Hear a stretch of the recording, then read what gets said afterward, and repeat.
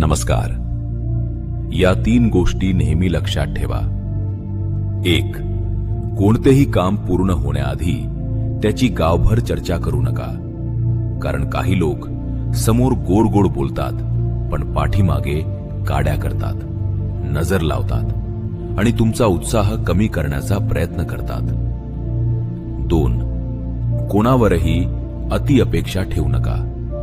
कारण अपेक्षाच माणसाच्या दुःखाचं सगळ्यात मोठं कारण असते.